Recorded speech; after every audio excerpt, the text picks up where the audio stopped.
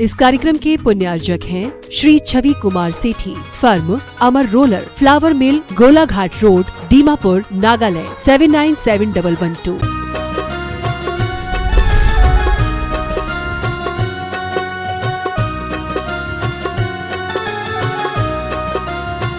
बोलिए आदिम तीर्थंकर आदिनाथ भगवान की, चिंतामणि पार्श्वनाथ भगवान की जय जय जय। वर्तमान शासन नायक भगवान महावीर स्वामी की, समय संस्कृति संवर्धक आचार्य देव विद्यासागर जी महाराज की, परम पूज्य महामना मुनिराज प्रमासागर जी महाराज की, परम पूज्य अनंत सागर जी महाराज की, शाश्वत सिद्ध से सम्मेश शिखर जी की, अहिंसामयी जैन धर्म की। भव्यजनों, आज हम पुनः विराजमान हैं अपने आराध्य भगवान विद्यासागर जी महाराज के परम प्रभावक शिष्य महामना मुनिराज प्रमासागर जी महाराज, जो जगत विख्यात हैं गुणायतन प्रणेता, संकल्प समाधान प्रवर्तक, भावना प्रवर्तक एवं संप्रदाय समय के रूप में, जिनकी वाणी को सुनकर के आप हम नहीं अपितु पूरा विश्व अपने जीवन को ऊर्जा प्रदान कर रहा है, अपने जीवन को उन्नत कर रहा है। आज हम ऐसे श्री गुरु के मुख से अपनी शंकाओं के समाधान प्राप्त करने के लिए उद्यत हैं। और उद्यत हैं वे सारे लोग जो अपने घरों में बैठ करके पारस चैनल, जनवायु चैनल, आदिनाथ चैनल एवं प्रमाणिक ऐप के माध्यम से अपनी शंकाओं के समाधान प्राप्त कर रहे हैं। आप सब समाधान पाएं, उसके पूर्व मैं चाहता हूं कि गुरुदेव का बरद हस्त हमें आशीष के रूप में प्राप्त हो। अतः मेरे साथ उच्चारें, नमोस्तु महश्री, नमोस्तु महश्री, नमोस्तु महश्री। धर्म संस्कृति का सजा भव्य बितान, कदम मिलाकर बह चले धर्म और विज्ञान। परम पूज्य गुरुदेव परिकल्पना गुणायतन कुछ ही माहों में अशेष होने वाली है, कुछ ही माहों में लोकार्पित होने वाली है। और कारण बन रहे आपका उदात्त मन, आपकी उदारता, जिसके कारण इतना बड़ा काम जिससे जैन धर्म युगों युगों तक संसार में अक्षुण्ण रहेगा, वह संभव हो पा रहा है। आज ही बहुत सारे लोगों ने अपनी उदात्तता का परिचय देकर जीवन को धन्य किया है, गुणायतन से अपने आप को संबद्ध किया है और अपने जीवन को स्वर्णिम बनाया है। मैं उनके नाम उच्चार रहा हूं, यदि वे यहाँ उपस्थित हैं तो आए, हम उनका सम्मान करेंगे और हर्षित होंगे। निर्माण सारथी के रूप में अपने आप को संबद्ध करके श्रीमती शीला सतीश जैन, सौरभ सची जैन, सागर जैन, श्रीवंश जैन, इटारसी होशंगाबाद ने अपने आप को संबद्ध किया है। गुणायतन के सारथी के रूप में सारथ प्रदान किया है। बहुत बहुत साधुवाद के साथ आमंत्रित हैं, आए गुरुदेव चरण का अभिवंदन करें, आशीर्वाद प्राप्त करें। और इनका सम्मान करने के लिए आमंत्रित कर रहा हूं चंद्रकला जी पाटनी एवं शकुन दीदी को, जो गुणायतन की ट्रस्टी हैं, दोनों के दो तो हैं, गुणायतन की ट्रस्टी हैं। आए इनका सम्मान करें, इन बच्चों का जिन्होंने अपने भावों को व्यक्त करके जीवन को धन्य किया है। आपकी तालियां लगाएं, बजती रहें। श्रीमान, इसी क्रम में श्रीमान प्रसन्न जी जैन खड़िया जी, श्रीमती प्रियंका जी मास्टर ऋषित जैन इंदौर, इन्होंने भी अपने आप को संबद्ध किया है गुणायतन से, गुणायतन के सारथी के रूप में। इनके लिए तालियां बजाकर इनका अभिनंदन कीजिए, इनके पुण्य की अनुमोदना कीजिएगा। और इनका सम्मान करने के लिए आमंत्रित हैं श्रीमान कपूर जी जैन कोटा एवं श्री सिद्धार्थ जी कासलीवाल प्रशासक गुणायतन। श्रीमान कपूर जी कोटा से आ जाएं और सिद्धार्थ जी कासलीवाल आए, सम्मान करेंगे प्रसन्न जी खड़िया का, दोनों नहीं है, सिद्धार्थ जी आ जाए, आपकी तालियां लगातार बजती रहें। साथ ही निर्माण सारथी का ही पद प्राप्त किया है स्वर्गीय निर्मला जी बजाते की स्मृति में श्री अरिहंत जैन अजमेर ने। आपकी तालियां अजमेर तक पहुंचे, उनके पुण्य की अनुमोदना करें। और अब मैं विलंब न करता हुआ सीधा आपको लिए चलता हूं गुरुचरण में, जिनके श्रीमुख से अपनी शंकाओं के समाधान प्राप्त करके हम अपने जीवन को धन्य करेंगे। उपस्थित हैं श्रीमान राजीव जी प्रचंड, डॉक्टर राजीव जी प्रचंडिया साहब, अलीगढ़ से जाने माने विद्वान दुनिया। और इनका सम्मान करने के सिद्धार्थ जी रुक जाएं, आपको सम्मान करना है, प्रचंडिया जी का सम्मान करेंगे, आप तालियां बजाएं, तालियां सम्मान करें प्रचंडिया जी का। और सिद्धार्थ जी दुपट्टा उठा करके सम्मान करेंगे राजीव जी प्रचंडिया साहब का। तैयार? हाँ, आप प्रश्न करेंगे, तैयार रहेंगे। श्रीमान doctor BKD Jain Gwalior, trustee Gunayatan. मंगल कलश परिवार की अलीगढ़ की ओर से महाराज जी नमोस्तु नमोस्तु नमोस्तु। मैं डॉक्टर राजीव प्रचंडिया, संपादक जय कल्याण श्री। महाराज श्री, आज का ये ज्वलन समस्या सामने है कि तीर्थ क्षेत्रों की संरक्षण संवर्धन में जैन पत्रकारों की क्या भूमिका होनी चाहिए, ऐसा कुछ निर्देश दीजिएगा जिससे कि इस पत्र के माध्यम से हम क्या नाम है देखिए, कुछ कर सकें। पत्रकार समाज को सही दिशा दे और समाज में जागरण का संदेश दे। अगर किसी भी तीर्थ के अस्तित्व और अस्मिता पर कोई आँच आए तो उसके लिए समाज को जगाए। पर एक बात मैं कहूँगा, आजकल पत्रकारों के सामने भी बड़ी चुनौतियाँ आ गई। क्यों? आजकल हर आदमी पत्रकार बन गया। कोई भी खबर आप लोग बाद में प्रकाशित करते हैं, सोशल मीडिया तो पहले ही फैला देता। तो अब पत्रकार बेचारा क्या करेगा? तथ्यों को जाने बिना, समझे बिना लोग उन्हें प्रचारित कर देते हैं और इससे कई बार समाज में भ्रम भी उत्पन्न होता है और माहौल भी बिगड़ जाता है। तो पत्रकारों को चाहिए कि एक जागरूकता लाए कि समाज में खबरों की प्रामाणिकता सुनिश्चित हो। सबसे पहला काम। आज प्रामाणिकता खंडित होने के कारण लोग फिर किसी बात पर भरोसा भी नहीं करते। अरे ये तो व्हाट्सएप की बात है, ये तो सोशल मीडिया की बात है। सब बात गलत नहीं होती, लेकिन वही एक झूठा आदमी सबको झूठा बना देता। भेड़िया आया, भेड़िया आ गया, और फिर भेड़िया आता है तो कोई सामने नहीं आता। यही स्थिति होती। तो पत्रकारिता से संबद्ध सभी लोगों से मैं ये कहना चाहूँगा कि एक जागरूकता हो और समाचार और संवादों की प्रामाणिकता, तब आप सही दिशा दे पाएंगे।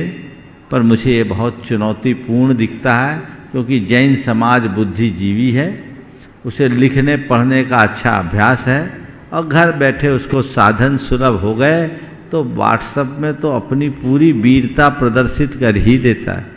और कुछ लोग तो कॉपी पेस्ट करने में ही अपने आप को कृतार्थ समझने लगे। तो ये जो चीज़ें हैं, ये एक प्रबुद्ध समाज के अच्छे भविष्य के संकेत नहीं। उन्हें चाहिए जो बात जिससे संदर्भित है वही प्रचारित करे, वही फैलाए और प्रामाणिकता के साथ। जैसे पिछले वर्ष समेत शिखर जी को ही लेकर के कैसा एक बिटंडा सा खड़ा हो गया था। भावना जुड़ी है क्षेत्र के प्रति, पर जिस तरीके से उस बात को प्रस्तुत किया गया वो बहुत गंभीर था, और यदि उसे सही समय पर नहीं संभाला गया होता तो उसका बड़ा नुकसान होता है। तो हमें उसकी तरफ देखना चाहिए और जड़ पर जाने की कोशिश करना चाहिए। आइए डॉक्टर BKD जैन साहब ग्वालियर से तैयार हैं। डॉक्टर अल्पना जी जैन, पत्रकार, नासिक। नमस्ते महाराज, दोनों महाराजों के चरणों में बारंबार नमस्ते। महाराज, मेरा प्रश्न मेरे फील्ड से संबंधित है कि मैं एनेस्थीसियोलॉजिस्ट हूँ और 38 वर्ष की सेवा के बाद रिटायर हुआ हूँ।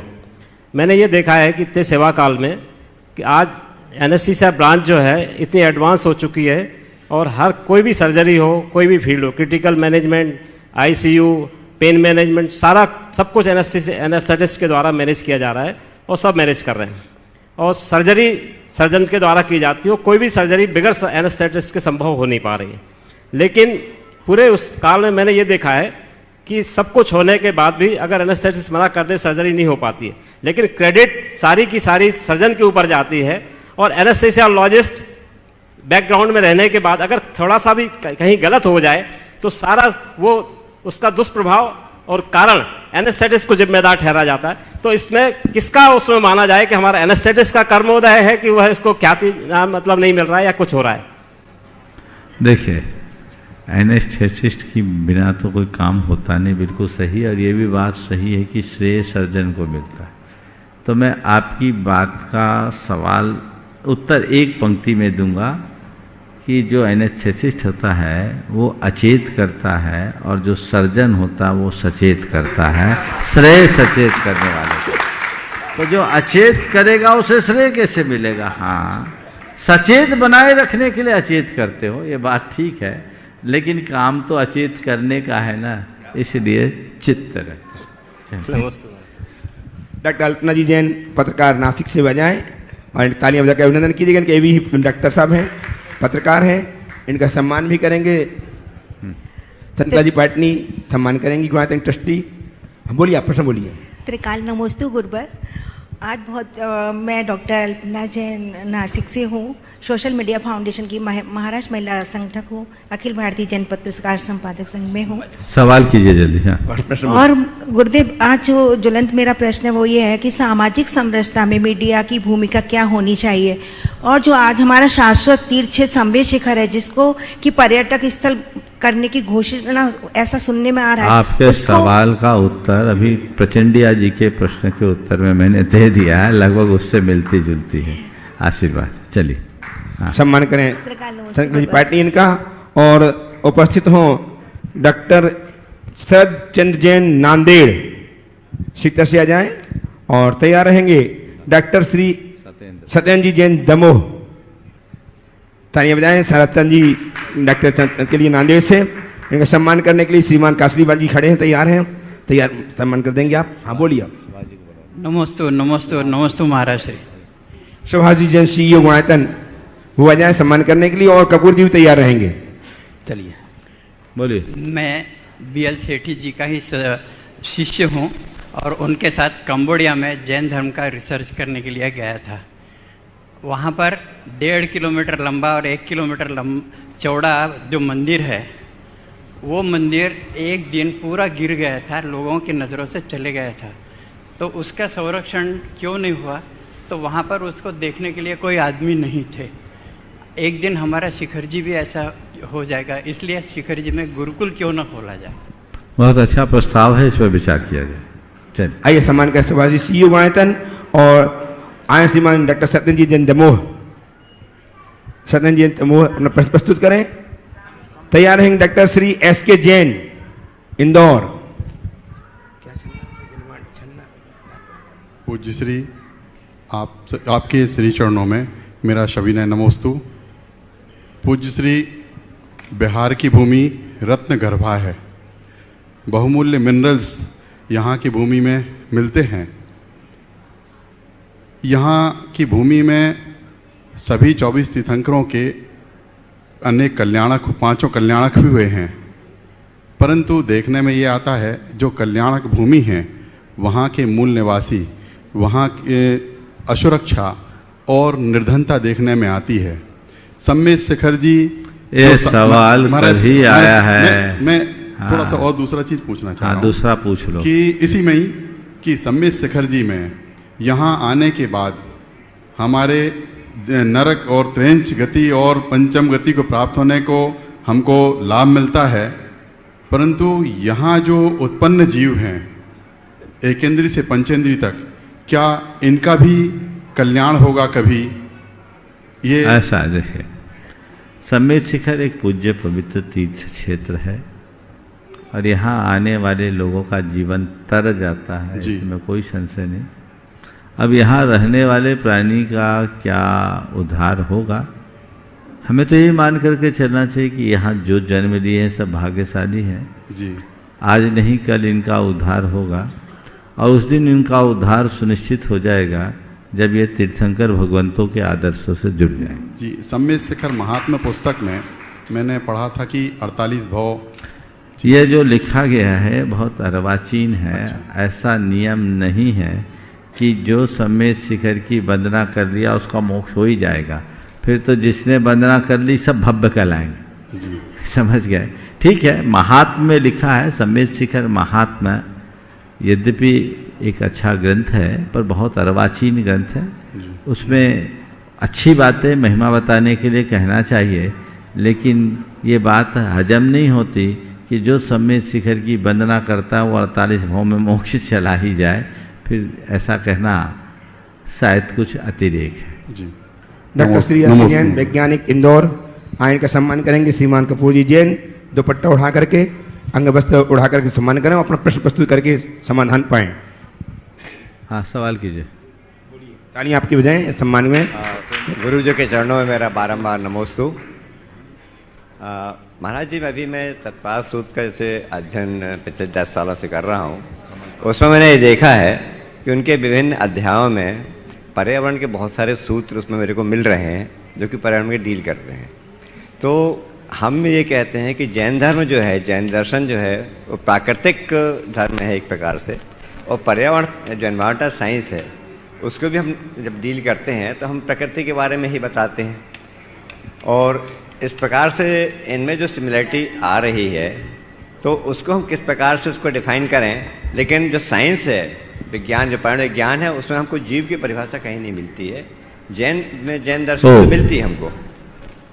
आपने जो बात कही है कि जैन धर्म पर्यावरण की बात करता है, पर्यावरणविद केवल पर्यावरण की तो बात करते हैं, प्राणी की भी बात करते हैं, चेतना की भी बात करते हैं, पर जब विज्ञान की बात करते हैं तो वहाँ चेतना नहीं। हमें ये मान करके चलना चाहिए कि हमारा पर्यावरण जड़ और चेतन के सही संतुलन से ही संतुलित होगा, जो जैन धर्म का मूल मंत्र है। यदि आज भी हम जैन धर्म के मूलभूत तत्वों को जन जन तक ठीक तरीके से पहुंचाने में सफल होते हैं तो विश्व के पर्यावरण की सारी समस्याएं न केवल छीन होती है, अभी तो हमारा मार्ग भी प्रशस्त होता है। लेकिन महाराज जी, मेरा एक था कि जो चेतना जिसको हम बोलते हैं, इसको हम किस प्रकार से हम डिफाइन करते हैं? देखिए, चेतना विज्ञान की पहुंच से परे है। विज्ञान भी हम अपने जैन दर्शन में भी देखते हैं, चेतना तो उपयोग मैं बताया है चेतना को। हाँ। दर्शनो उपयोग, ज्ञानो ये जो सवाल कर रहा है कौन कर रहा है? नहीं, ये तो कौन कर रहा है? ये तो मैं ही, मतलब चेतना है। बस तो फिर अब चेतना के बारे में बताने की क्या जरूरत है? वो केवल अनुभव गम है, बताने की जरूरत नहीं। नमस्ते। सत्येंद्र जी समूह का सम्मान करेंगे श्रीमान कपूर जी और कमल जी पाटवादी साड़म। कमल जी पाटवादी साड़म हो गया। अगले प्रश्न के लिए उपस्थित हों श्रीमान आगम जी चैतन्या जी जैन, ज्ञानोदय बेंगलुरु से, और तैयार रहेंगे श्रीमान दीपेश जी जैन, दमोह से। नमोस्तु महाराज जी। मेरा प्रश्न था हमारे जैन धर्म और भारतीय सेना बल से संबंधित। तो जैसा कि हम सभी ने शास्त्रों में पढ़ा है और हम सभी ने शास्त्रों में ये व्याख्यान भी देखा है कि जैसे कि अगर कोई सेना में सैनिक जो लगा हुआ है और उसकी मृत्यु देश की जो सेवा करते हुए होती है, तो वो वीर गति को प्राप्त होता है या देव गति को प्राप्त होता है। लेकिन अपने जैन धर्म या शास्त्र में या अपने व्यक्तिगत जैनों का माइंडसेट देखें तो कोई भी जाना नहीं चाहता, ना ही कोई प्रमोशन करता है। तो महाराज श्री, क्या ये जैनों की विचारधारा है या मानसिकता है, ये यूं ही बनी रहेगी? देखिए, आपके सवाल का सार ये है महाराज कि जी, सेना में हमें अपनी सेवाएं देनी चाहिए कि नहीं। तो पहली बात तो यह है कि धर्मशास्त्र की दृष्टि से देखा जाए तो सेना में सेवा देना कतई बुरा नहीं है, बल्कि ये राष्ट्रीय कर्तव्य भी है। हम अगर अपने इतिहास को पलट कर देखते हैं तो अनेक वीर योद्धाओं ने अपनी सैन्य शक्ति का प्रयोग किया और देश के लिए, राष्ट्र के लिए अपनी सबको समर्पित किया। जैन पद्म पुराण में बहुत अच्छी बात लिखी है कि किसी युद्ध के मैदान में यदि कोई योद्धा जाता है तो एक और उसकी धर्मपत्नी विजय का सेहरा लेकर के प्रतीक्षारत रहती है, तो दूसरी ओर स्वर्ग की स्वरांगना, क्योंकि ये रक्षा के लिए उठाया गया कदम है और अपने देश की रक्षा करना प्रत्येक का कर्तव्य है। तो यदि कोई व्यक्ति सेना में जाता है तो कतई बुरा नहीं। आज भी अनेक लोग हैं। अब आपको लगता है कि कम लोग हैं, लेकिन कम जैन ही कम है तो सेना में जाने वाले भी कम होंगे। इस पर भी इनके कुछ तथ्य हैं। मैं बता रहा हूँ, पहले पूरी बात सुनिए। जैन ही कम है तो जाने वाले कम होंगे, पर अभिनंदन वर्धमान जैसे लोग तो जैनों के बीच से गए ना, जिनने कम होकर के भी सब में अपना नाम जगा दिया। इसलिए ये मत सोचना कि जैन जाते नहीं हैं, जैन जाते हैं। राणा प्रताप का सेनापतित्व किया था भामाशाह ने, आबू के मंत्री ने भी यही किया था। ऐसे अनेक वीर योद्धा हुए हैं इतिहास में जिन्होंने, चामुंड राय खुद सेनापति था, मंत्री था, जहाँ जब जरूरत पड़ी है तब उन लोगों ने किया है, इसमें कोई दोष नहीं। नमोस्तु महाराज श्री, मेरा ये प्रश्न है इससे रिलेटेड। जैसे कि हम अपना जैन समाज की पॉपुलेशन देखें तो जनसंख्या 1% से भी कम है जैनों की, लेकिन जो टैक्स भरने के मामले में 25% पूरा इंडिया से सबसे ज़्यादा टैक्स भरते हैं जैन समाज से देखा जाए, और ये टैक्स का पैसा इंडियन आर्मी को जाता है, बहुत मैक्सिमम अमाउंट इसका। तो मेरा तत्व ये है कि जैसे जैनों में जीतो जैसी संस्था चल रही है, देखिए वैसे ही अपन मिलिट्री, ऐसा है बहुत सारी चीज़ें यहाँ इस मंच के विषय नहीं है। पहली बात तो जैन लोग टैक्स देते हैं, पर ये केवल व्हाट्सएप का मैसेज है कि 24% टैक्स जैन लोग देते हैं, ये तथ्यात्मक नहीं है। अगर हम इसके पूरे आंकड़े देखेंगे तो बहुत बड़ा आंकड़ा है, इसलिए इसको ठीक तरीके से करें। जो मेरा पक्ष था मैंने रख दिया, आगे चलिए। दीपेश जी जैन उपस्थित हों, तैयार हैं श्रीमान सिद्धार्थ जी, शोभा जी कासलीवाल, कानपुर प्रशासक गुणायतन। गुरुदेव के चरणों में मेरा और मेरे परिवार की तरफ से बारंबार नमोस्तु नमोस्तु नमोस्तु। गुरुदेव, अभी कुछ दिन पहले राजीव कॉलोनी जैन मंदिर दमोह में आकाशीय बिजली गिरने के कारण शिखर में दरार आई और शिखर में छेद हो गया। तो इसके लिए महाराज जी सर्व जैन समाज क्या उपाय करे और इसका संदर्भ क्या है महाराज जी? देखिए, इसका उपाय तो किसी विधि विधान के ज्ञाता को वहाँ दिखाइए और उनके निर्देशानुरूप उसकी शुद्धि कीजिए। लेकिन जैन समाज पढ़ी लिखी है, तड़ित चालक क्यों नहीं लगाए? लगा है महाराज जी। तो तड़ित चालक कमजोर होगा, लगा है फिर ऐसे कैसे हो गया? हम तो सभी से कहेंगे हर मंदिर और हर ऊंची इमारतों में तड़ित चालक अनिवार्य रूप से होना चाहिए, जिससे कि इसे ठीक किया जाए। आइए श्रीमान सिद्धार्थ जी शोभा जी कासलीवाल, कानपुर से प्रशासक गुणायतन हैं, और तैयार रहेंगे डॉक्टर चिरंजी लाल जी बगड़ा, कोलकाता विद्वानों में श्रेष्ठ, यहाँ विराजमान है चिरंजी लाल जी बगड़ा साहब, तैयार रहेंगे। परम पूज्य मेरे गुरुवर के पावन चरणों में कोटि कोटि प्रणाम, नमोस्तु भगवान। मेरे परिवार का भी बार बार नमोस्तु। गुरुवर, संसार में जितने भी जीव हैं, प्राणी हैं, सभी अपने अपने धर्म का पालन करते हैं। मेरा इस बारे में जो सोचना है कि धर्म दो तरह का है, एक सम्यक्त रूप और एक मिथ्यात्व रूप। धर्म की जो क्रिया है वो मिथ्यात्व रूप ज़्यादा देखने में आती है।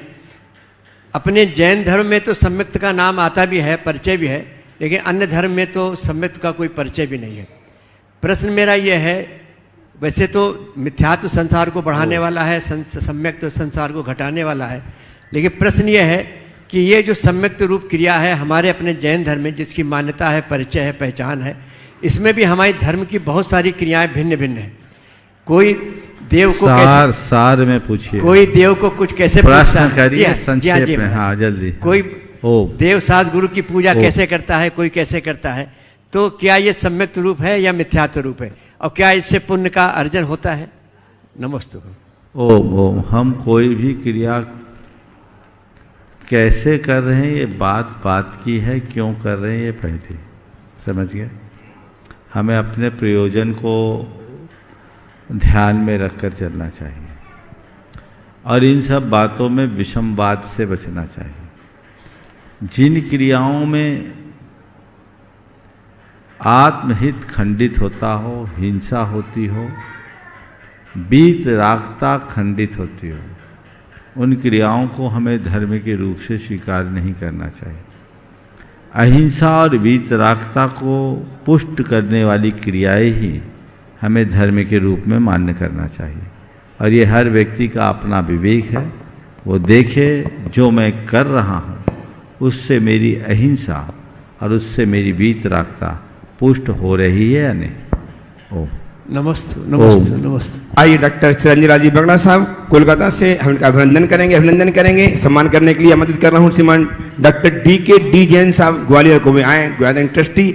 सम्मान करें हमारे अच्छे विचारक विद्वान कोलकाता से डॉक्टर चिरंजी लाल जी बगड़ा का। आपकी तालियां लगातार बजते हैं। ये ऐसे मंच में उपस्थित हुए हैं जहाँ पे इनको एक बहुत बड़ा मार्ग प्राप्त होने वाला है। सम्मान कीजिएगा दुपट्टा उठा करके। और तैयार रहेंगे डॉक्टर अखिल जी बंसल साहब जयपुर से, वे भी आए इसी क्रम में। आप प्रश्न करें डॉक्टर साहब बगड़ा जी। तालियां लगातार बजती रहें विद्वान की विद्वता पर। के चरणों में नमन। मुनिश्री, मेरा प्रश्न भी सम्यक और मिथ्यात्व को संबंधित ही है। तत्वार्थ सूत्र के अंदर आया है, जीवा जीवाश्रव बंध संवर निद्रा मोक्षास तत्वम, तत्वार्थ श्रद्धानाम सम्यक दर्शनम। तत्व का सही श्रद्धान सम्यक दर्शन है, ये बात तो समझ में आती है और इसके अंदर तो शंका करने का कोई प्रश्न भी नहीं है। परंतु मेरा सवाल यह है कि क्या हम जैन इतिहास या जैन भूगोल पर कोई प्रश्न करते हैं तो क्या वह भी मिथ्यात्व की श्रेणी में आ जाएगा? जैसे सुमेरु पर्वत की हमारी घटना है, पूरे ऑर्बिट का चक्कर लगा लिया, कहीं सुमेरु पर्वत की समझ में नहीं आ रही है। देखिए, इतिहास की भी यही बातें हैं कुछ। मैं इस संदर्भ में दो बातें कहूंगा। शंका दो तरह की है, एक जिज्ञासा मूलक और एक अश्रद्धा मूलक। जिज्ञासा मूलक शंका कतई गलत नहीं है। यदि हमें समझ में नहीं आ रहा है, इतिहास का कालखंड है, उस पर हम प्रश्न कर रहे हैं, तो हम ये कह सकते हैं ये बात मेरे पल्ले नहीं पड़ती, हम उससे बच सकते हैं, चाहे वो भूगोल की हो या इतिहास की। लेकिन अरे ये सब बातें उठपटांग लिखी है, इसका मतलब जैनों में जो कुछ लिखा है सब कपोल कल्पित है, तो अश्रद्धा हो गई। तो शंका उठना गलत नहीं है, भगवान की वाणी ही शंका से निकली है। गंधर्वों के शंका से ही तो भगवान की दिव्य ध्वनि निकली। शंका हो पर जिज्ञासा मूलक हो, अश्रद्धा मूलक नहीं। ससम्मान आमंत्रित हैं डॉक्टर अखिल जी बंसल साहब, जो सुपरिचित विद्वान के रूप में जयपुर में विराजमान हैं, जाने जाते हैं और अपने विचारों को प्रस्तुत करते हुए जहां तहां प्रभावना किया करते हैं। इनका सम्मान करने के लिए आमंत्रित कर रहा हूं गुणायतन के ट्रस्टी श्रीमान बीरचंद जी जैन अग्रवाल, बनारस से भी आए और इनका सम्मान करके गुणायतन गौरव को महिमा मंडित करें। आपकी तालियां जब तक सवाल कर लेंगे। गुरुदेव के चरणों में त्रिवार नमोस्तु। गुरुदेव, धर्म का वास्तविक स्वरूप क्या है और आपकी दृष्टि में हम पत्रकारों का क्या धर्म होना चाहिए? धर्म का वास्तविक स्वरूप क्या है और पत्रकारों का धर्म क्या होना चाहिए, है ना। अब चूंकि एक पत्रकार सवाल कर रहा है तो मुझे पत्रकार को लक्ष्य रख कर के ही उत्तर देना चाहिए। मैं ये कहूँगा कि सब चीज़ों को सही तरीके से देखने, समझने और जीने की कला का नाम धर्म है। जी महाराज, समझ गए। सब चीज़ों को सही तरीके से देखने, समझने और जीने की कला का नाम धर्म है। और पत्रकार यदि इस धर्म को अपनाए तो फिर कोई झमेला ही ना हो। और यही देखना, समझना और जीना ही तो सम्यक दर्शन ज्ञान चरित्र है। तो वो रत्नत्रय रूप है, तो हम चीज़ों को उसी तरीके से देखें तो बहुत सारी बातें अच्छी हो सकती है। गुरुदेव, हम कुछ लिखते हैं सही तो उसका अर्थ लोग गलत लगा लेते हैं। देखिए, इस संदर्भ में मैं एक बात कहूँगा, कोई भी पत्रकार या लेखक है वो स्वतंत्र होता है, लिखना चाहिए, लेकिन लिखने के पीछे के दृष्टिकोण को पहले समझना चाहिए। हम लिख रहे हैं, क्यों लिख रहे हैं? अगर हम दिशा बोध देने के लिए लिख रहे हैं तब तो ठीक है, लेकिन लिखने से लोग दिशा भ्रमित हों तो हमें सोचना है। हमें रोशनी फैलाना है, हमारा लक्ष्य ये होना चाहिए। रोशनी फैले, अंधेरा मिटे, बस यही है ना हमारा उद्देश्य। हमारा अगर उद्देश्य कोई व्यक्ति विशेष हो जाए, हमारा उद्देश्य यदि कोई संस्थान विषय हो जाए, हमारा लक्ष्य, हमारे लेखन का विषय यदि कोई पंथ विशेष हो जाए, तो यदि ऐसा हुआ तो हम तटस्थ नहीं हैं। हम लेखक हैं, हम चिंतक हैं, हम विचारक हैं। सही तरीके से सही बात लोगों तक पहुंचाएं और मन को तटस्थ बनाएं, यही रास्ता। जी गुरुदेव, नमस्कार। सम्मान करें बीरचंद जी जैन अग्रवाल, बनारस से ट्रस्टी गुणायतन, और आपकी तालियां लगातार बजती रहे। हम विद्वान का सम्मान कर रहे हैं। आमंत्रित हैं डॉक्टर मनोज जी जैन अलीगढ़, वे आए और इनका सम्मान करने के लिए सादर आमंत्रित कर रहा हूं ग्वालियर के ट्रस्टी डॉक्टर डी जैन साहब ग्वालियर। इनका सम्मान करने के लिए आएंगे डॉक्टर मनोज जी जैन अलीगढ़ का। माइक दो, माइक दीजिए, जब तक माइक प्रश्न करें आप। महाराज श्री के कमल रूपी चरणों में बारंबार नमोस्तु नमोस्तु नमोस्तु। महाराज श्री, मेरा प्रश्न है, एक अंतर्वेदना है, जैसा जैन शास्त्रों में वर्णन है झुटलाया नहीं जा सकता, त्रिलोक का इत्यादि का, यानी जैसे हम भूगोल भी कह सकते हैं, जो कुछ जैसे भी जियोग्राफी, तो लेकिन एक चीज आड़े आती है और उसका उत्तर कहीं या तो हमारे और हमारे साधु और समाज दोनों के ही समझने में कहीं चूक है, पूरी चीज स्पष्ट नहीं हो पा रही है। जिस प्रकार से रात दिन का वर्णन भरत क्षेत्र विधेय क्षेत्र में अंतर के हिसाब से इत्यादि जो वर्णन आता है, वो परिवर्तन, वो चेंज और टाइम का हेर फेर हमको थोड़ी थोड़ी दूर पर नजर आ जाता है, जैसे यूपी बंगाल या दिल्ली, मतलब ये सब भी नजर आ जाता है। फिर अमेरिका, इंग्लैंड और इंडिया, ये सब तो है। तो किस तरह से सामंजस्य बैठाया जाए, कहाँ चूक है, कैसे शोध खोज की जाए? देखिए, भूगोल और खगोल के विषय में मेरा एक अपना चिंतन है। हम लोग इस भूगोल के साथ विज्ञान और खगोल के साथ विज्ञान को जो जोड़ने की असफल कोशिश करते हैं, मेरी दृष्टि में वह अप्रयोजनीय। क्यों? क्योंकि हमारे शास्त्रों में दो प्रकार की पृथ्वियों का वर्णन है, एक शाश्वत और एक अशाश्वत। बहुत ध्यान से सुनिएगा, मैं एक विशेष बात कह रहा हूं। हमारे शास्त्रों में पृथ्वी का वर्णन है शाश्वत पृथ्वी और अशाश्वत पृथ्वी। भारत और ऐरावत क्षेत्र के आर्य खंडों में काल का प्रभाव पड़ता है, ये अशाश्वत धरा है। और हमारे शास्त्रों में जो वर्णन है वो सब शाश्वत धरा का है। बात समझ रहे हैं? हमारे यहाँ शाश्वत पृथ्वी का वर्णन, उसमें इतना भर लिख दिया कि भरत ऐरावतियो वृद्धिरासो सत्सम्याभ्याम उत्सर्पणी अवसर्पणीभ्याम। हम रह रहे अशाश्वत धरा में और वर्णन पढ़ रहे शाश्वत धरा का। और इस शाश्वत धरा के वर्णन में हमें एक विशेष बात ध्यान रखना है। हमें पता है जब ये धरती में भोग भूमि थी, धरती सपाट थी, आपने भी तिलोपनिषद आदि ग्रंथ पढ़ा होगा। भोग भूमि के काल में ये संपूर्ण धरती सपाट थाली की तरह, भोग भूमि से जब कर्म भूमि के रूप में परिवर्तन हुआ तो एक बहुत बड़ा प्राकृतिक परिवर्तन हुआ। ये धरा 1 योजन ऊपर उठी। तो ऐसा तो नहीं है कि तस्तरी की तरह ऐसे उठ गई हो, नीचे से कोई ने जैक लगा दिया।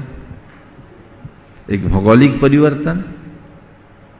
हमारे शास्त्रों में ऐसा वर्णन आता है कि हमारे कुलकरों ने बोला ये सूरज है, ये चांद है, इनको देखो, ये पहले भी थे, हमको दिखते नहीं थे, अब दिखने लगे, इसको देख के घबराओ मत। ये पर्वत है, इस पर चढ़ना उतरना सीखो, पहले नहीं थे। ये नदियां बह रही है, इनको नावों से पार करो, ये पहले नहीं थे। पहले बारिश नहीं होती थी, अब छत्ता लगा करके काम करो। ये कुलकरों ने सिखाया ना। इसका मतलब ये सब चीजें पहले नहीं थी।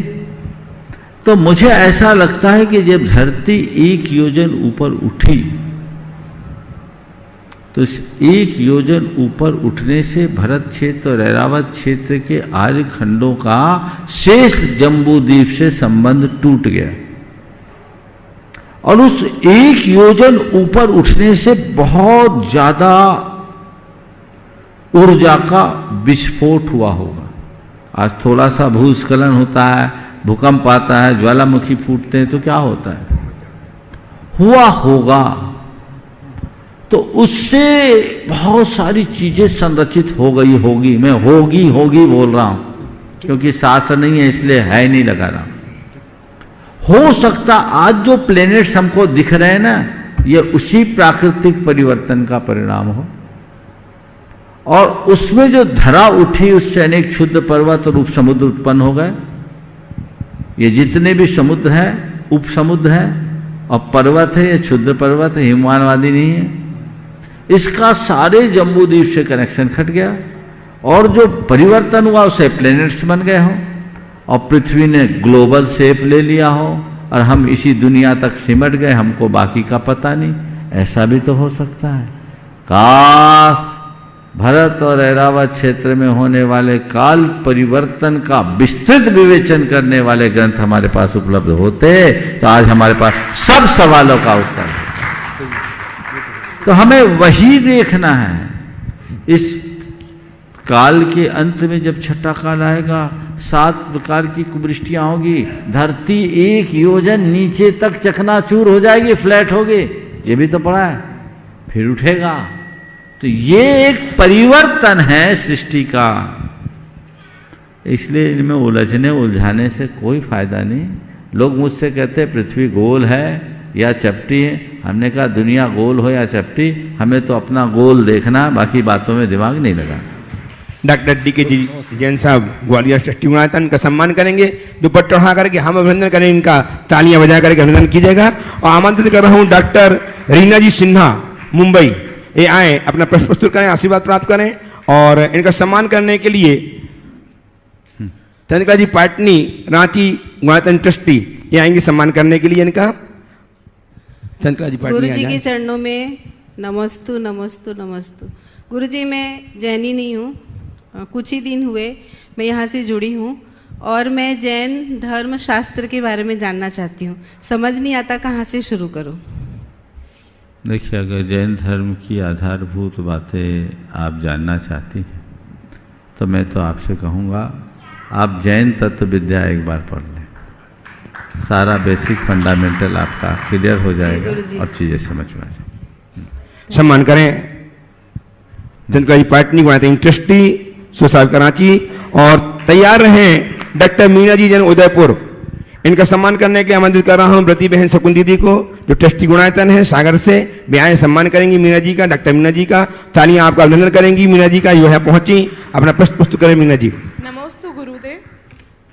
आज के युवाओं ऐसे मानते हैं जो धर्म में ज़्यादा इंटरेस्ट नहीं लेते हैं, वो सोचते हैं कि मुनिराज या भगवान के ऊपर भी उपसर्ग आते हैं, मतलब कर्मों का फल तो सबको मिलता है, तो हमको प्रायश्चित या प्रतिक्रमण करने की क्या जरूरत है, ऐसा मानते हैं। तो मेरा जवाब क्या होना चाहिए उनको बोलो, ये बताओ बीमारी होती ही है तो दवाई खाने की जरूरत है क्या? बोलो, अभी कोरोना आया, सब चपेट में आने वाले हैं, सब चपेट में आने वाले हैं, ये बात तो थी ना, महामारी है। तो भी अपनी इम्यूनिटी को डिस्टर्ब करने के लिए आप लोगों ने कुछ एडिशनल चीजें ली कि नहीं ली? तो कर्म का उदय सबको आना है आना है आना है, लेकिन फिर भी कर्मोदय से हमारी हार ना हो, इसलिए अपनी आत्मा की ताकत तो बढ़ाना है ना। और आत्मा की ताकत कैसे बढ़ेगी? तुम्हारे त्याग तब संयम से ही तो बढ़ेगी, और उसी के बल पर हम कर्म का निवारण करेंगे। दूसरी बात, कर्म हम पर भारी पड़ता है, ये सत्य है, लेकिन ऐसा नहीं है यदि हमारी चेतना जग जाए तो हमारी आत्मा भी कर्मों पर भारी पड़ जाती है। बस साधना का मतलब ही ये है, कर्म की शक्ति को कमतर करके चेतना को प्रखर बनाना।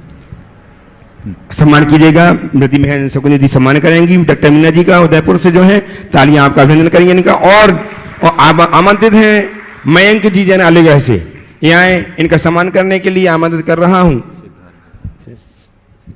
सिद्धार्थ जी कासलीवाल कानपुर प्रशासक गुणायतन, आ जाएं सिद्धार्थ जी सम्मान करने के लिए, सीखता से आ जाएं। और जब तक आप प्रश्न करें अपना, तैयार रहेंगे श्रीमान अशोक जी सुषमा जी सिंघई खुरई प्रश्न के लिए। उदय मुनि राजों के चरणों में मैं शत नमोस्तु अर्पित करता हूँ। गुरुदेव, मैं शिक्षा के क्षेत्र से हूँ। मेरा एक प्रश्न है कि जैन धर्म का मनोविज्ञान शिक्षा के क्षेत्र में कैसे उत्थान को पा सकता है? जैन धर्म का मनोविज्ञान शिक्षा के क्षेत्र में कैसे उत्थान को प्राप्त कर सकता है? सबसे पहली आवश्यकता है जैन मनोविज्ञान को ठीक तरीके से समझने और उसे प्रस्तुत करने की। जैन मनोविज्ञान को अगर हम आधुनिक मनोविज्ञान के संदर्भ में देखते हैं तो पाते हैं कि जैन मनोविज्ञान आधुनिक मनोविज्ञान से भी बहुत गहरा है। एक बात मैं आप सबसे कहूँगा कि आधुनिक मनोविज्ञान में आजकल दो बातें बहुत चर्चित है। वह है लॉ ऑफ अट्रैक्शन और the power of subconscious mind की। लॉ ऑफ अट्रैक्शन में वो लोग कहते हैं कि मन की शक्ति बहुत बड़ी है और मन से हम जो सोचते हैं वह सब चीज़ें हो जाती है। कहते हैं उनका सिद्धांत है थॉट्स बिकम्स थिंग्स, है ना। अगर हम जैन मनोविज्ञान की बात करें तो जैन मनोविज्ञान भी यही कहता है कि हम जैसा सोचते हैं, बोलते हैं, महसूस करते हैं, क्रिया करते हैं, वैसा हमारा जीवन होता है। आप तो शास्त्री हो, बात को ज़्यादा अच्छे से समझ सकोगे।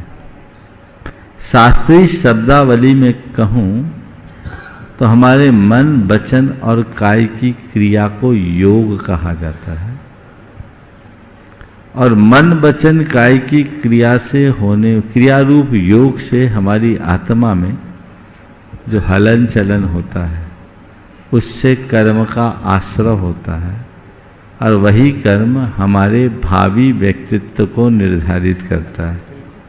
मतलब हमने जैसा सोचा, महसूस किया, बोला या किया, वैसे संस्कार हमारी चेतना में जमे और वे ही संस्कार कालांतर में फलित होकर के वैसा हमारा व्यक्तित्व बनाए। बात समझ में आ रही है? तो जैन सिद्धांत ये कहता है यद भाव्यते तद भवति। तुम जैसी भावना भाते हो वैसा होता है। भावना योग का मूल आधार ही यही सिद्धांत है। अगर आप आचार्य कुंद के ग्रंथों का आलोढ़न करेंगे तो संपूर्ण समय सार में, बल्कि कुंद वांगमय में एक ही बात है, तू आत्मा की भावना में डूब, आत्मा की भावना कर, आत्मा की भावना कर, आत्मा की भावना कर। आत्मा की भावना में डूबते डूबते तू परमात्मा हो जाएगा, है नहीं? जे आद भावन मिनम निच्चु जुत्तो मुनि समाचर दी, सो सब दुख मोखम पावई अचरेन काले न लिखा। ठीक है, ये अध्यात्म की बात आ गई है। तुमने कोई व्रत लिया और इतना कि मैं व्रत ले लिया और इस लेने मात्र से मेरा व्रत पले, कहते नहीं। क्यों? तुम्हारे मन में अभी व्रत के विरुद्ध संस्कार जमे हुए। जब तक व्रत के अनुकूल संस्कार तुम्हारे भीतर गहरे नहीं होंगे तब तक तुम्हारा व्रत नहीं पलेगा। तो व्रत को पालना है तो संस्कारों को गहरे बनाओ और संस्कारों को गहरे करने के लिए व्रतों की भावना भाव है। ये मनोविज्ञान अपने हृदय में वैराग्य को जगाना है, वैराग्य भावना भाव। अपने जीवन के उतार चढ़ाव के मध्य ठहराव बनाए रखना है ना? क्या ये मनोविज्ञान नहीं है? और बोलूं, हमारे यहां तत्वार सूत्र के दूसरे अध्याय में जो 5 प्रकार की भावनाएं, क्या वो मनोविज्ञान से संबद्ध नहीं?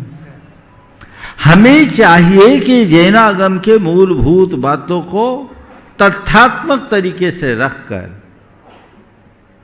हम आज की पीढ़ी तक पहुंचाएं, उनके बीच प्रस्तुत करें, जिससे रास्ता प्रशस्त। सम्मान करें श्रीमान सिद्धार्थी कासलीवाल, गुणायतन के प्रशासक।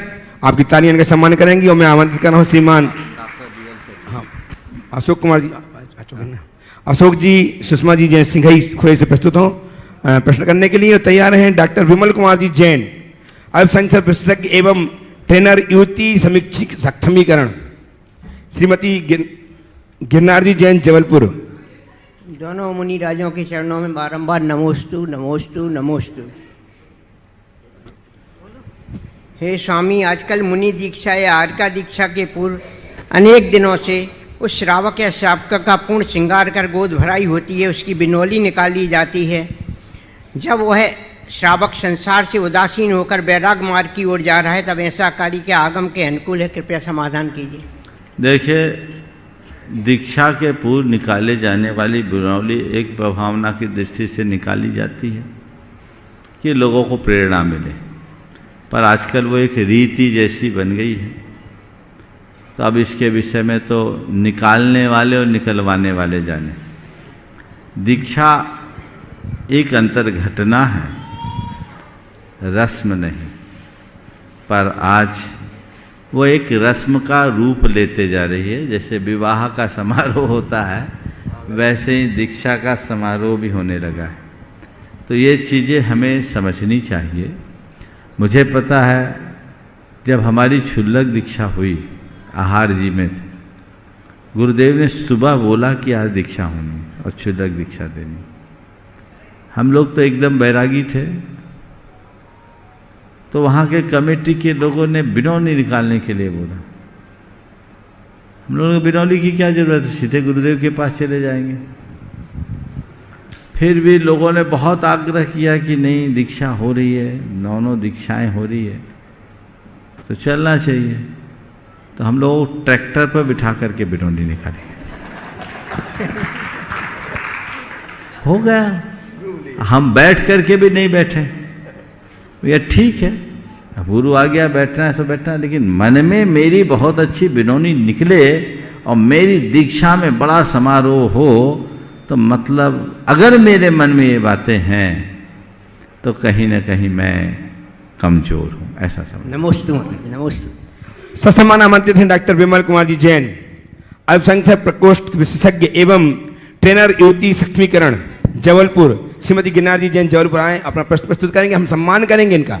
डॉक्टर साहब का, इन्होंने बहुत बड़े बड़े काम जनहित के लिए, समाज हित के लिए किए हैं। बंधन और एक गुणातन के ट्रस्टी भी हैं। तालियां लगातार बजने आपकी। इनका सम्मान करने के लिए आमंत्रित कर रहा हूं गुणातन के ट्रस्टी श्रीमान डॉक्टर BKD ग्वालियर आए, सम्मान करेंगे।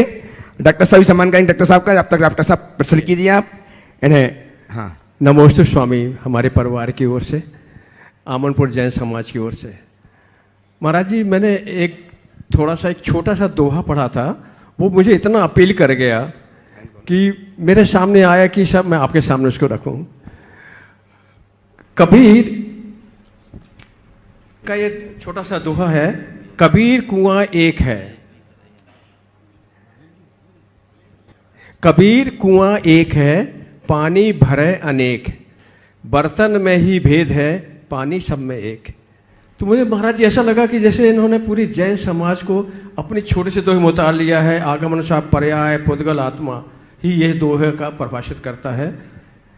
मैं फिर से दोहराऊं, सुन लिया। कबीर कुआं एक है, पानी भरे अनेक, पानी सब में एक है, बर्तन में ही भेद है, बर्तन का ही भेद है, पानी सब में एक। तो बिल्कुल सही बात है। कबीर कुआं एक है, पानी भरे अनेक, बर्तन में ही भेद है, सबका पानी एक। बस अगर हम इसे अर्थ में देखें, तो ये ऊपर का जो चूल्हा है ना, ये बर्तन है जी, अंदर का पानी एक है जी। तो बस उस पानी का हम पान करें, ये अद्वैत की बात प्रकट की गई है। काश हम इसे समझ पाए। बहुत चलो बस एक ही सवाल विमल जी, सम्मान कीजिएगा। एक ही कल करना, कल आज हम डॉक्टर साहब को सम्मान कीजिएगा। और आमंत्रित हैं डॉक्टर BL सेठी जयपुर, साथ में आमंत्रित हैं राजीव जी प्रचंडिया साहब, डॉक्टर राजीव अलीगढ़। कल कर लेना, कल कर लेना। चलो डॉक्टर BL सेठी जयपुर से ऐसे व्यक्तित्व हमारे बीच में है जिन्होंने गुरुदेव के जीवन पर PhD कराई है और अपने जीवन को धन्य किया है। इन्होंने गौरव प्राप्त किया है PhD कराने का, गुरुदेव के जीवन पर PhD करा करके। तालियां लगातार बजती रहे। और सिद्धार्थ जी कासलीवाल, इनका सम्मान करने के लिए सादर आमंत्रित हैं। सिद्धार्थ जी कासलीवाल आए और दुपट्टा उठाकर सम्मान करेंगे। आप जब तक प्रश्न कीजिए। नमस्ते गुरुदेव, नमस्ते गुरुदेव। मेरी भावना में लिखा है, गुण ग्रहण का भाव रहे, नित दृष्टि दोषों पर जावे। और एक तरफ लिखा कुगुरु कुदेव और कुधर्म। कुगुरु कुदेव और कुधर्म में क्या गुण हो, क्या ग्रहण करें और क्या छोड़ें। और इस प्रकार से अजैन विद्यार्थियों को हम जो पीएचडी करवाते हैं तो उन लोगों को सामने यदि कुगुरु कुदेव और कुधर्म की बात करें तो बड़ा अजीब सा लगता है। तो इसको किस तरह से, जैसे मेरी भावना के अंदर ये बात जो आई है ना, गुण ग्रहण का भाव रहे निदृष्टिन दोषों पर जावे, तो इसको किस प्रकार से देखिए, आम जीवन में गुण ग्रहण का भाव रहे निदृष्टि न दोषों पर जावे, ये होना चाहिए जी। लेकिन जब हम अपने धर्म मार्ग में, अध्यात्म के मार्ग में, साधना के मार्ग में लगते हैं तो हमें मार्ग का चुनाव जरूर अच्छे से करना चाहिए। कौन सा मार्ग सुमार्ग है और कौन सा मार्ग कुमार्ग है, वो तो हमें देखना होगा। हमें दिख रहा है एक रास्ता साफ सुथरा है और एक रास्ता ऐसा है जो बहुत कटीला है। अब कटीले रास्ते को तो कटीला कहना पड़ेगा ना, कि हम कहें ये रास्ता कटीला है तो भी चलेगा।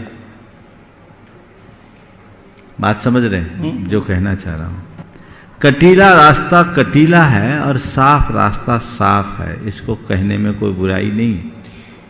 लेकिन ये मेरी व्यक्तिगत बात होगी। मैं अच्छे रास्ते पर चल रहा हूं, मुझे अच्छे रास्ते पर चलना है। कोई दूसरा मुझसे कहे कि तुम इस रास्ते पर चलो, तो भैया मेरा यही रास्ता ठीक है। मैं उसको ये नहीं कहूंगा कि तू कुमार्ग पर क्यों चल रहा है, मेरा ये रास्ता ठीक है, मुझे इसमें दिखता है, तू चाहे तो मेरे साथ चल सकता है। तू जिस रास्ते पर चल रहा है, तेरे पाँवों के खून और छाले ये बता रहे कि तेरे रास्ते ठीक नहीं है, मेरे रास्ते पे आ जा, निष्कंटक चला जाएगा। मैं जो अब मैं आपकी बात कर, मैं जो समझाता हूँ वो बताता हूँ आपको। मैं जो समझाता हूँ किस ढंग से, तो मेरा कितना गलत है कितना बहुत सुंदर बोलिए। है ना, मतलब इसमें एक है कुगुरु कुदेव और कुधर्म। तो कुगुरु का मतलब यह है जो खोटी शिक्षा देवे और जो मार्ग सही नहीं हो वो मार्ग बतावे, वो कुगुरु कहलाता है। बिल्कुल, है ना, ये बताता हूँ मैं। और जैसे मान लीजिए नदी का पानी है, गंगा नदी है, गंगा नदी को देव माना जाता है। गंगा जो है वो तीर्थ है, वैष्णव में माना जाता है। मैं कहता हूँ गंगा तीर्थ है, वो इसलिए है करोड़ों जड़ी बूटियों से जो पानी टकरा करके आता है वो पानी औषधि युक्त हो जाता है, इसलिए उसके स्नान करने से आपके रोग दूर हो सकते हैं। लेकिन किसने मर्डर किया तो उसको सजा मिलेगी कि नहीं मिलेगी? मिलेगी। तो इसी तरह से आप जो है समझो इसको। और उदय जिसमें देखिए, हाँ, बहुत अच्छी बात आपने की। मैं तो ये चाहूँगा एक बार डॉक्टर BL जैन साहब का जोरदार करतल स्वागत है। इन्होंने अपने जीवन काल में अनेक शोध करवाए हैं और ये निरंतर आगे करते हैं। शोध खोज की दृष्टि है। जो आप बात बोल रहे, मैं वही बात आगे बताना चाह रहा था कि हम मार्ग और कुमार्ग का बोध करते हैं। हम किसी व्यक्ति को अच्छा और बुरा नहीं कहते हैं, व्यक्ति की वृत्ति को और अच्छा बुरा जरूर कहते हैं। हम देव का, हम गुरु का और धर्म का आलंबन लेते हैं अपने कल्याण के लिए। हम काठ की नाव का आलंबन लेंगे, पत्थर की नाव पर नहीं बैठेंगे। तो हमें ये बोलना जरूरी है कि ये काठ की नाव है, ये पत्थर की नाव है। भैया पार उतरना है तो काठ की नाव पर बैठो, और पत्थर की नाव पर बैठने वाला तो डूबता ही है। इतनी समझ तो हमें देना है। आपकी बिल्कुल सही अप्रोच है, जो बात आप कह रहे हैं बिल्कुल ठीक है और हमें उसी तरह से देखना चाहिए। एक राजा के कुछ लोगों ने कान भर दिए जैनों के विरुद्ध कि जैनी लोग हमसे विरुद्ध हैं, वे तो न सूर्य को तर्पण देते हैं न गंगा को अर्घ चढ़ाते हैं। तो जैनियों के बीच कोहराम मच गया और जैनों में एक विद्वान थे, बड़े अनुभवी। उन्होंने कहा कोई बात नहीं, मैं राजा साहब को जाकर वस्तु स्थिति बताता हूँ। राजा के पास गए। राजा ने बोला ये सब क्या माजरा है, तुम्हारे यहाँ सब उल्टा पुल्टा होता है। बोले वही महाराज, आपको गलतफहमी कह दी। किसने कहा कि हम इन्हें नहीं मानते? हम सूर्य को इतना पूज्य मानते हैं कि उसके डूब जाने के गम में खाते तक नहीं। सूर्य को इतना पूज्य मानते हैं कि उसके डूब जाने के गम में खाते तक नहीं हैं, और गंगा को इतना पवित्र मानते हैं कि उसमें नहाते तक नहीं। ये लोग सूरज को अर्घ भी चढ़ाते हैं, डूबने के बाद खाते हैं। गंगा को पवित्र कहते हैं और उसको ही गंदा बनाते हैं। इनको सुधारिए, तब इनकी श्रद्धा सही होगी। समझ गए? तो रास्ता हमें उसी तरीके से देखना चाहिए। धर्म का जो आध्यात्मिक रूप है वही वास्तविक रूप है, जिसे हमें ठीक तरीके से प्रस्तुत करना चाहिए। समय आज आप सबका हो गया। एक सेकंड थोड़ा सा। हाँ हाँ। एक स्टूडेंट है मेरी, जुबेदा मिर्जा, मोमडन है वो, उसने पीएचडी किया जैन धर्म के ऊपर, और पीएचडी के साथ में उसके यहाँ मोहल्ले में बकरा काटा जाता था बकरा ईद के दिन। तो उसने उसे रोका और कहा कि कुर्बानी आपको देने के लिए कहा है क्रोध की, मान की, माया की, और मतलब क्रोध, मान, माया और लोभ की कुर्बानी दीजिए। और ये कुर्बानी है, ये कुर्बानी तो जैसे आप अपने लड़के को मार सकते हो क्या इस तरह से कुर्बानी दे करके? बहुत सुंदर। तो उसने उसको बचा दिया। उसके बाद में उसने कभी भी जो है वहाँ ये नहीं हुआ। और उस हस्बैंड वाइफ ने दोनों ने समेत शिखर जी की यात्रा की। बहुत सुंदर, बहुत सुंदर। चलिए स्वागत। सम्मान कीजिए। सिद्धार्थ जी का असली सम्मान करेंगे। ताली लगातार बजती रहे। बीएल सेठी साहब आज जयपुर से हमारे बीच में है। आज के इस सत्र को परम पूज्य गुरुदेव के चरणों में नमन अर्पित करते हुए मैं यहीं पर विराम ले रहा हूँ। बोलिए परम पूज्य आचार्य गुरुवत्स्य विद्यासागर जी महाराज। जय जय जय। परम पूज्य महामना मुनिराज परमासागर जी महाराज की।